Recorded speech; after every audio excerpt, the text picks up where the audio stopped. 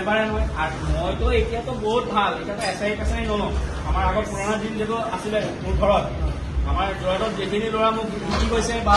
অসমৰ পৰা যিখিনি চিটুৱেশ্যনৰ পৰা মোৰ ওচৰত শিকি গৈছে ইহঁতি গম পায় কেনেকুৱা ষ্ট্ৰিক আছে আগত মই এছাই লৈ গৈ থাকোঁ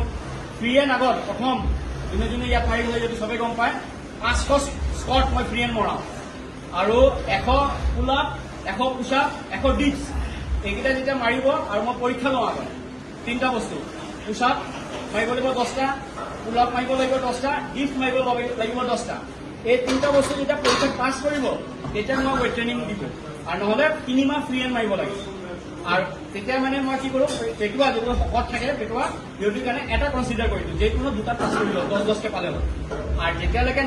মাৰিব নোৱাৰে তেতিয়া ফ্ৰী এণ্ড মাৰিব লাগিব তাৰ প্ৰতিদিন এদিন এৰি ফ্ৰী এণ্ড স্কট 500 আৰু চিন আপ 100 পুল আপ পুছ আপ 100 আৰু ডিপছ 100